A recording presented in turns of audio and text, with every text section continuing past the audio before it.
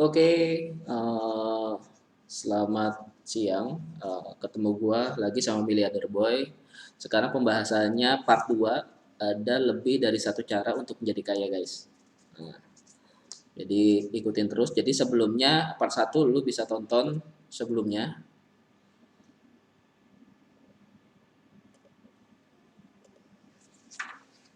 Oke. Yang pertama adalah gua mau bahas kelanjutannya gimana caranya, cara lain untuk menjadi kaya. Jadi ada 11, guys. Jadi ada 11 cara untuk menjadi kaya. Sebelumnya kita membahas tentang uh, bisakah Anda mengajari saya cara agar jadi kaya? Yaitu udah dijelaskan sebelumnya. Pendidikan skolastik, pendidikan profesional, dan pendidikan keuangan. Dan bencana keuangan sudah dijelaskan di part 1. Sekarang kita belajar cara lain untuk menjadi kaya, guys. Nah, di sini ada 11. Kemarin sudah ini dijelaskan, skolastik itu pendidikan profesional apa dan pendidikan keuangan apa. Jadi lu lihat video gua sebelumnya. Nah, dari sini bencana keuangannya di era COVID ini gimana, lu bisa nonton semuanya di sebelumnya, guys. Nah, di sini sekarang kita lanjutin 11 cara lain untuk menjadi kaya. Nah, 11 cara lain ini apa aja, guys? Nah, tapi sebelum kita lebih masuk lebih dalam, itu cara lain untuk menjadi kaya. Banyak banyak teman-teman teman pengusaha ngomong karena ada begitu banyak orang yang tidak memiliki pendidikan keuangan yang memadai, mereka mengarang-arang sendiri berbagai cara menarik untuk jadi kaya dengan tidak membangun jaringan bisnis. Misalnya jutaan orang berusaha menjadi kaya dengan bermain lotre atau bekerja keras atau menabung. Nah, dan beberapa orang sungguh-sungguh kaya menggunakan metode-metode ini.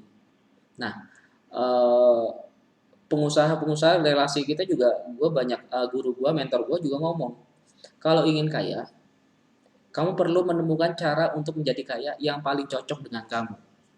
Berikut yang akan aku jelaskan adalah 11 cara gimana lu cocok yang bagian mana. Jadi yang paling cocok dengan kamu itu cara seperti apa. Nah, cara lain untuk menjadi kaya adalah yang pertama, Anda bisa menjadi kaya dengan menikahi seseorang demi uang. Ya, yang pertama. Ini adalah cara yang sangat populer untuk menjadi kaya. Bagaimana bagaimana bagaimana mentor gue ngomong, lu tahu kan model apa orang tersebut menikah karena uang. Oke. Yang kedua adalah Anda bisa menjadi kaya dengan menjadi penipu.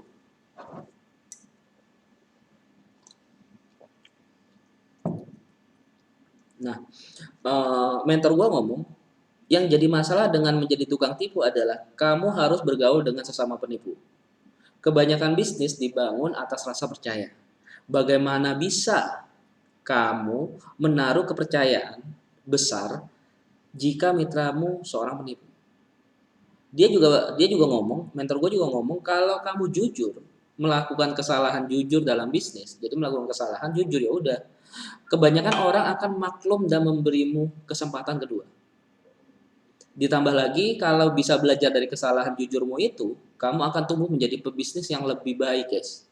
Tapi kalau kamu penipu atau melakukan kesalahan, pilihannya antara dipenjara atau kamu dibalas oleh mitra bisnis kamu. Yang ketiga adalah lo bisa menjadi kaya dengan bersikap serakah. Nah, bersikap serakah ini mentor gue ngomong, dunia ini berisikan orang-orang yang menjadi kaya karena serakah. Orang kaya yang serakah adalah orang kaya yang paling dibenci di antara semua tipe orang kaya lainnya. Nah, setelah kejatuhan pasar saham tahun sekitar 2000-an, dunia ini dipenuhi berita tentang perusahaan-perusahaan yang mengubah catatan keuangan mereka, kisah para CEO yang berbohong kepada investor, orang dalam apa namanya? orang dalam yang menjual saham secara ilegal, dan para pengusaha yang menyuruh karyawannya membeli saham sementara mereka menjual saham mereka sendiri. Nah, selama berbulan-bulan juga berita di luar negeri juga analisis Wall Street berbohong, curang, serta mencuri. Dengan kata lain, orang-orang kaya yang serakah ini sangatlah tamak, guys. Sampai-sampai mereka sudi melanggar hukum dan menjadi penipu. Beberapa tahun pertama pada abad sekitar 21 mengungkap contoh-contoh terbaik dari ketamakan, korupsi, dan kurangnya moral. Jadi hal ini yang membuktikan bahwa tidak semua orang jahat mengonsumsi narkotika, memakai topeng, dan mencuri di bank. Itu alasannya kenapa banyak orang serakah. Oke. Selanjutnya adalah Anda bisa menjadi kaya dengan bersikap pelit. Nah, mentor gue ngomong, berusaha menjadi kaya dengan bersikap pelit adalah paling populer yang digunakan untuk menjadi kaya. Orang yang berusaha menjadi kaya dengan bersikap pelit adalah mereka yang sering mencoba di bawah kemampuan keuangan mereka. Bukannya mencari cara untuk meningkatkan kemampuan keuangan mereka, iya kan? Tapi banyak orang yang menjadi masalahnya adalah dengan mencari kaya dengan bersikap pelit adalah pada akhirnya Anda tetap saja pelit. Kita semua tahu mendengarkan cerita tentang orang yang menghabiskan hidupnya dengan menyimpan uang, hidup seadanya dan berbelanja saat ada potongan harga demi mendapatkan sejumlah uang semata. Namun meskipun punya banyak uang, gaya hidup mereka sama miskinnya dengan orang-orang yang benar-benar miskin. Memiliki banyak uang tapi memilih untuk hidup seperti orang miskin, itu benar-benar tidak masuk akal, guys. Dan mempunyai teman hidup sepanjang hidup, menabung seluruh uangnya, tidak pernah membeli apapun kecuali kebutuhan sehari-hari yang mendasar. Sedihnya, ketiga anaknya yang sudah dewasa tak sabar menunggu meninggal supaya mereka bisa mendapatkan uang warisan. Nah, setelah teman gue itu meninggal, ketiga anaknya berfoya-foya untuk membalas gaya hidup irit yang terpaksa mereka jalani saat sang ayah masih hidup, dan menghabiskan seluruh warisan ayah mereka dalam waktu kurang dari 3 tahun. Setelah semua uang mereka habis, ketiga anak itu hidup sama miskinnya dengan ayah mereka dahulu. Meski dulu sang ayah punya banyak uang, bagi gua itu orang yang menimbun uang tetapi tetap hidup seadanya adalah orang yang memuja uang, guys. Menjadikan uang sebagai tuan mereka, bukannya belajar menjadi tuan bagi uang mereka. Nah, yang kelima adalah lu bisa menjadi kaya dengan cara bekerja keras. Nah, cara bekerja keras, gue menyimpuli dengan bekerja keras adalah fakta bahwa para pekerja keras sering sulit menikmati uang dan hidup mereka. Dengan kata lain, mereka hanya bisa bekerja keras, mereka tidak tahu cara bersenang-senang. Nah, bekerja keras untuk penghasilan yang buruk kebanyakan orang yang saat ini lakukan. Jadi gue juga mengajari banyak murid-murid gue, banyak orang bekerja keras demi penghasilan yang salah. Orang yang secara fisik bekerja keras demi uang seringkali bekerja keras dengan jenis penghasilan yang salah. Penghasilan yang harus diupayakan secara fisik adalah keberhasilan dikenai pajak tertinggi. Orang yang bekerja keras untuk jenis penghasilan yang seringkali bekerja makin keras hanya untuk dikenakan pajak makin besar. Dalam benak gua, bekerja demi penghasilan yang dikenakan pajak besar adalah sikap yang tidak terlalu cerdas dari segi keuangan. Kebanyakan orang yang memiliki bekerja penghasilannya kedai pajak tinggi, ditambah lagi orang yang dibayarkan dengan gaji terkecil, seringkali dikenai persentase pajak tertinggi, guys. Nah, saat gue masih kecil, orang tua ngajarin gue bahwa ada lebih baik dari satu penghasilan, berkata ada penghasilan yang lebih baik dan buruk. Dalam konten ini, lu menemukan penghasilan seperti apa yang harus lu kejar dengan bekerja keras.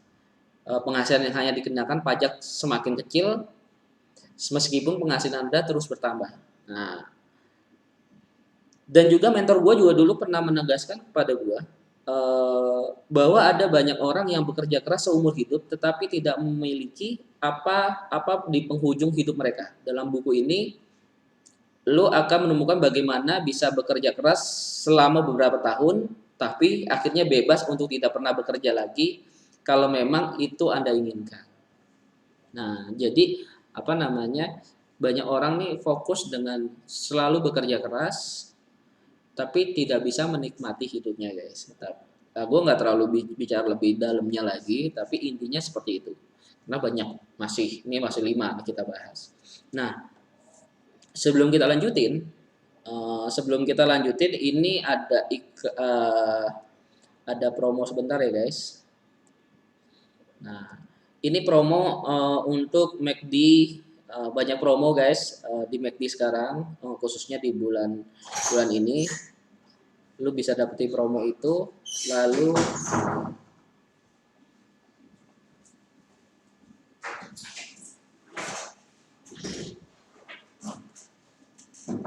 ini juga Zaraman, di sini juga banyak promo sekarang nih, lagi banyak promo.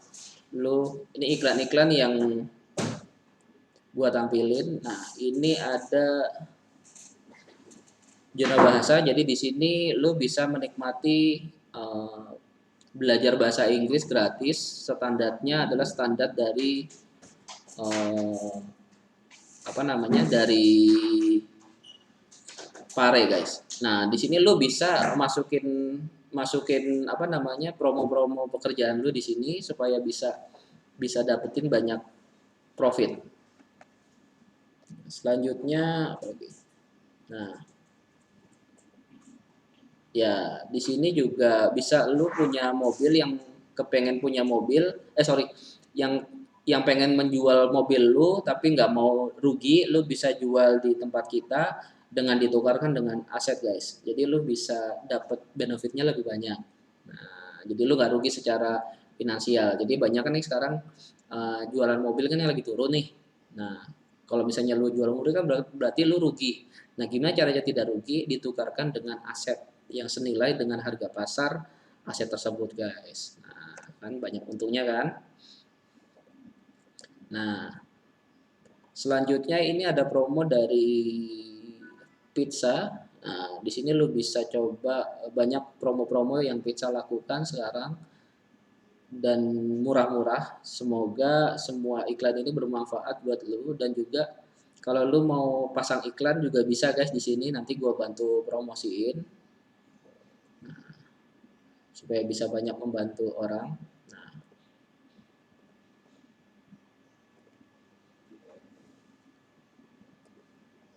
oke, jadi sebelum kita melanjut, jadi khusus buat lu semua yang pengen bisnisnya dibantu untuk untuk dipromokan di bisnis ini, di konten ini, lu langsung bisa kontak manajer kontak di DM di Miliarder Boy. Lalu misalnya kalau lu pengen pengen bisnis lu butuh modal kerja tanpa harus melalui bank. Misalnya lu pengusaha butuh modal nih, lu bisa langsung ke Capital Bisnis di Evo Group, lu bisa langsung kasih proposalnya kita, mungkin seminggu sampai sebulan udah cair guys duitnya guys. Jadi kita sangat membantu. Selain lu tidak ditolak, misalnya lu ditolak sama bank, lu bisa datang ke tempat kita yang kantornya di Jalan Kota Menanggal 3 nomor 18. Di situ lu bisa lebih banyak bisa edukasi dan mungkin bisa mendapatkan modal yang kamu inginkan guys. Selain itu juga misalnya kamu mau dapat rumah yang murah-murah nih, dapat 50% di bawah harga pasar, kita bisa sediain. Contoh dari harga rumah itu 1 miliar, misalnya contoh kayak gini ya guys.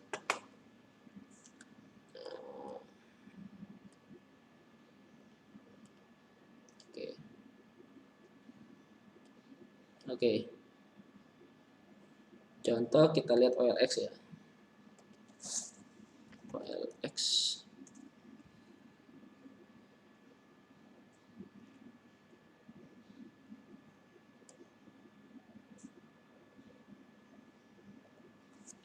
Rumah Ciptaan.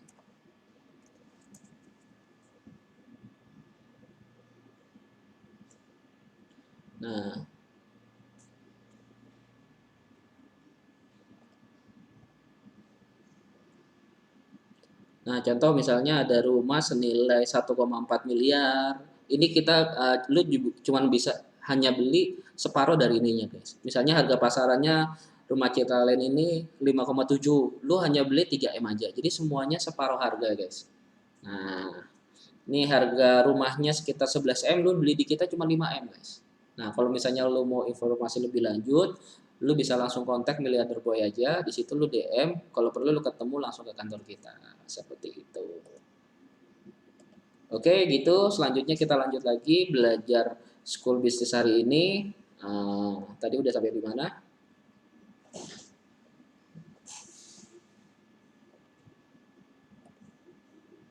Oke. Oke, kita lanjut ya. Cara lain menjadi kaya. Kita lanjut. Ini udah yang keenam. Lo bisa menjadi kaya dengan sangat pintar, berbakat, dan menarik atau jenius, guys. Jadi yang keenam ini seperti contohnya Tiger Woods adalah salah satu pegolf yang luar biasa jenius. Pegolf yang menghabiskan bertahun-tahun mengasah karunianya, namun menjadi jenius, sangat pintar atau berbakat, tetap tidak menjamin orang bisa menjadi kaya. Nah, mentor gue ngomong di dunia ini diisi oleh para jenius yang tidak pernah bisa menjadi kaya. Coba ke Hollywood, di sana kamu bisa menemukan banyak aktor tampan yang berbakat, yang penghasilannya lebih sedikit daripada kebanyakan orang. Statistik menunjukkan 65% atlet profesional bangkrut dalam 5 tahun setelah karir profesionalnya. Mereka yang bergaji tinggi berakhir dalam dunia uang, butuh lebih dari otak, bakat, dan penampilan menarik yang diberikan Tuhan untuk bisa menjadi kaya. Nah, gue kasih contoh dulu salah satu contoh ya, atlet yang bangkrut ya.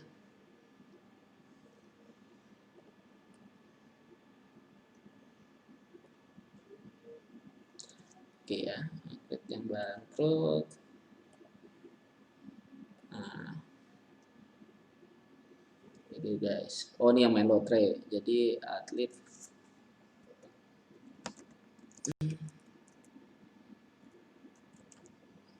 bangkrut setelah pensiun.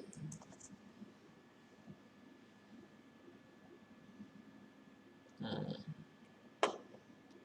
jadi di sini nih ada atlet-atlet yang bangkrut setelah pensiun guys. Nah, walaupun ini kan David James, dia ini mantan penjaga gawang timnas. Itu dia menghasilkan 373 miliar. Nah, yang gara-gara hartanya setelah pensiun perceraiannya tahun 2015. Nah, gaya hidupnya terlalu glamor dan terlalu mudah membeli barang menjadi salah satu penyebab kebangkrutannya. Nah, ini pemain Manchester United. Kate Gillips. Ini punya 134 miliar, namun kebiasaan bermain judi ternyata membawa nasib buruk jadi pemain berbangsa Indonesia. Tidak hanya itu, mengalami kerugian di bisnis propertinya. Paul yang mabuk mengonsumsi narkoba, menggiring penjaga gawang menuju jurang kebangkrutan di umur 39 tahun, terpaksa kembali tinggal di rumah orang tuanya karena tidak mampu membayar sewa. Jadi setelah mencairkan dana pensiunnya setelah 15 miliar, ia pun kini telah meninggalkan kebiasaan buruknya dan menjadi pundit. Nah, Ronaldinho dan banyak lagi. Lo bisa langsung cari di kumparan ya guys. Nah, ini bukti kenapa banyak orang yang jenius dalam profesional mengalami kebangkrutan dalam hidupnya karena tidak ada pelajaran keuangan dulu di waktu masih sekolah guys. Nah, selanjutnya yang ketujuh adalah kamu bisa menjadi kaya dengan mengandalkan keberuntungan, guys. Jadi dengan mengandalkan keberuntungan. Menjadi kaya dengan mengandalkan keberuntungan sama populernya dengan berusaha kaya dengan hidup pelit. Seperti yang sebagian besar dari kita ketahui, jutaan orang mempertaruhkan miliaran, bahkan triliunan untuk membeli lotre, tiket pacuan kuda, berjudi di kasino, dan juga pertandingan olahraga. Mereka berharap bisa kaya dengan mengandalkan keberuntungan. Lebih lanjut, seperti yang kita ketahui, perbandingan orang beruntung dan tidak beruntung adalah 1:1000. bahkan mungkin sejuta. Lagi-lagi penelitian menemukan bahwa kebanyakan pemenang lotre bangkrut 5 tahun setelah memenangkan lebih banyak uang daripada yang mereka bisa kumpulkan. Keberuntungan satu atau dua kali tidak berarti kamu bisa mempertahankan kekayaan Anda. Jadi eh,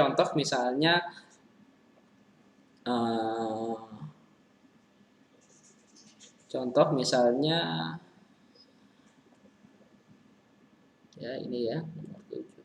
Nah, ini kan nomor 7 kan.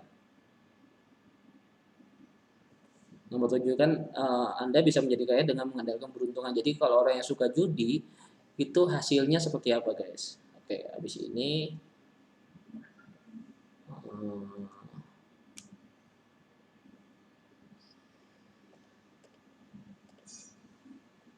eh, kita lihat ya. Baru setelah pemenang lotre, bro.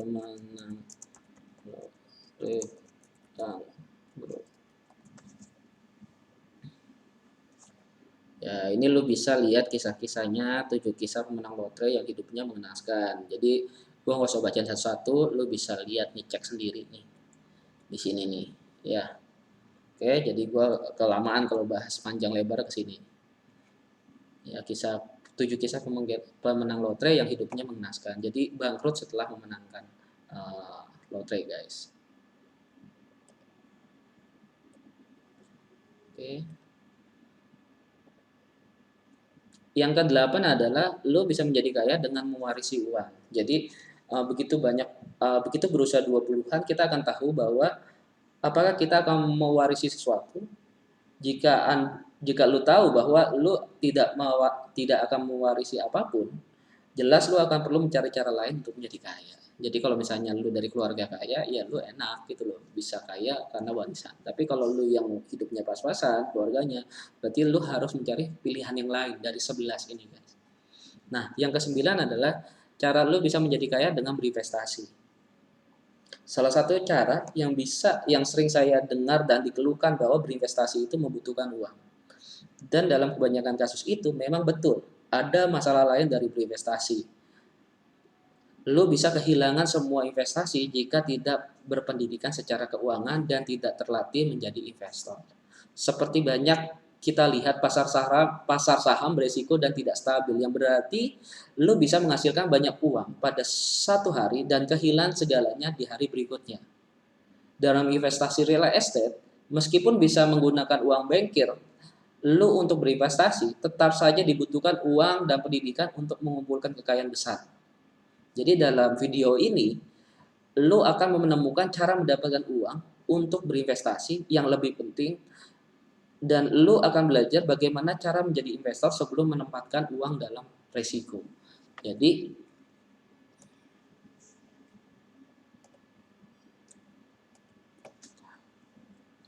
yang gue pengen kasih tahu lu adalah gue juga selain gue juga berinvestasi di posisi yang sangat-sangat aman karena gue selalu belajar gimana caranya manajemen risiko. Misalnya contoh tadi kita lihat, coba contoh ya bentar ya. Ini ya Rupa Citra Land. Misalnya harga pasarnya ini 11M, 10M, gue akan berinvestasi membeli aset tersebut di bawah harga pasar ini, guys. Ini kan daya pasar toh, daya serapnya mungkin sekitar 9M. Jadi kalau misalnya lu aman belinya itu sekitar 5 sampai 6M baru aman. Karena daya serapnya 9M ini, guys. Jadi ketika lu beli ya daya serapnya 9M ya pasti laku kan 9M kan. Lu untung 20-30%, oke, is oke. Jadi berinvestasilah di tempat dimana lu tahu profitnya berapa dan kapan, guys. Itu yang harus lu belajar. Tapi kalau lu bingung untuk investor pemula, gue saranin lu mungkin bisa konsultasi langsung ke gue. Nanti bisa gue ajarin banyak hal tentang berinvestasi, guys. Nah, oke, lanjut langsung aja.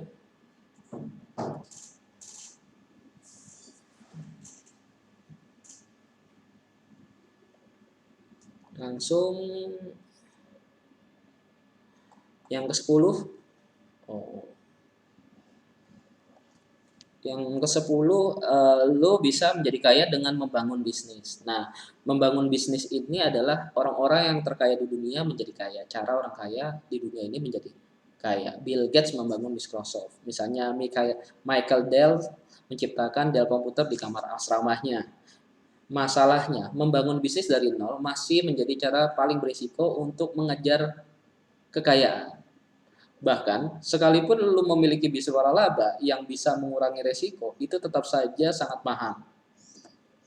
Harga untuk membeli waralaba terkenal berkisar 100 ribu dolar sampai 1,5 juta hanya untuk membeli hak nama. Selain biaya pembelian awal, ada pembayaran bulanan ke pusat untuk biaya pelatihan iklan dan dukungan. Ditambah lagi semua dukungan dari pusat tidak bisa menjamin lu mendapat kekayaan besar. Seringkali seseorang harus terus membayar jumlah uang kepada pemilik waralaba atau kantor pusat meskipun bisnis waralaba pribadinya merugi. Meskipun membeli waralaba tidak terlalu berisiko dibandingkan memulai bisnis sendiri dari nol, statistik menunjukkan bahwa 1 dari 3 bisnis waralaba pada akhirnya akan bangkrut. Ya. Nah, itu yang harus lo tahu.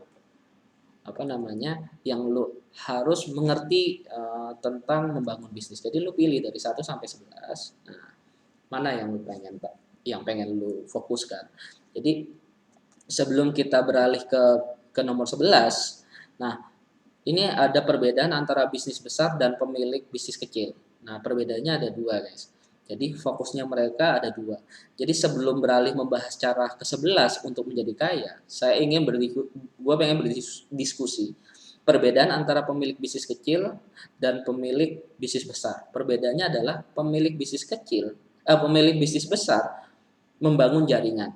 Dunia ini dipenuhi dengan bisnis kecil yang memiliki restoran. Perbedaannya antara pemilik restoran seperti McDonald contohnya McDonald merupakan jaringan restoran hamburger terbesar di dunia yang dikenal sebagai jaringan waralaba, guys.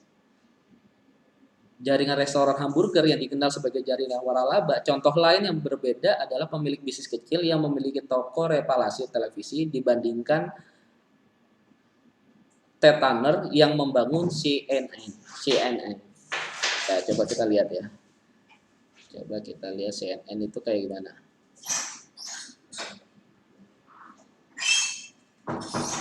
CNN.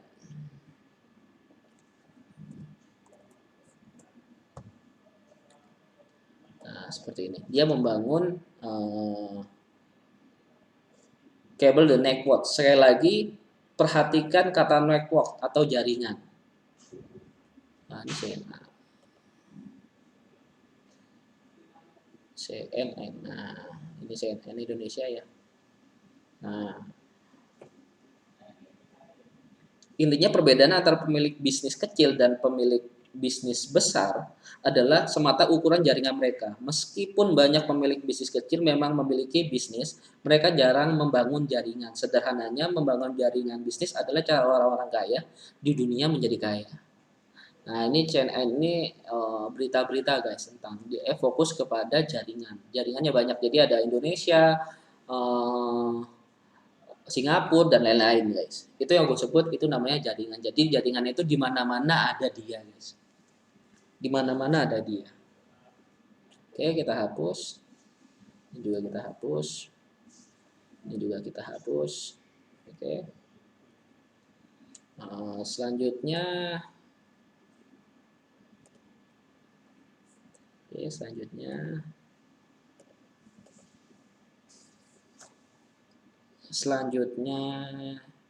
kita masuk ke sini, guys. Jadi lu bisa membangun bisnis pemasaran jaringan. Maksudnya gimana? Nah, di sini gue jelaskan kepada lu semua.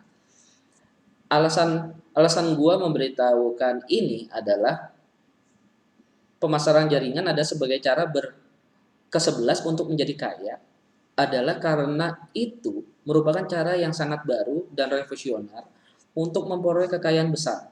Jika melihat ke-10 cara sebelumnya untuk menjadi kaya, lo mungkin menyadari bahwa fokusnya adalah pada siapa yang menjadi kaya.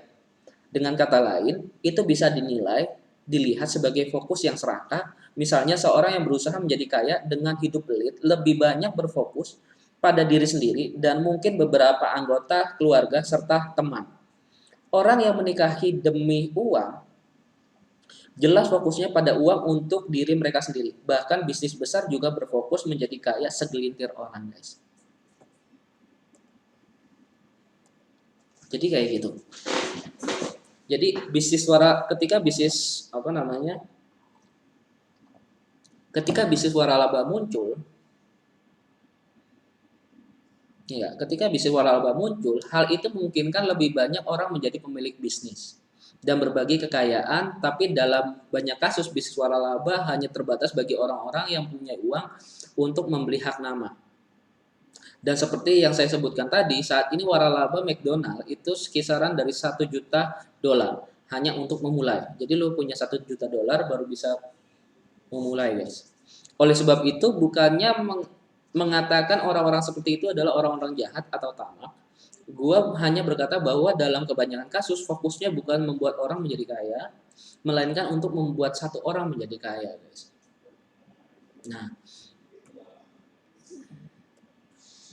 Nah, di bisnis jaringan ini kita melihat pemasaran jaringan adalah cara baru dan revisioner untuk memperoleh kekayaan. Dan ini akan gue jelaskan kepada lo.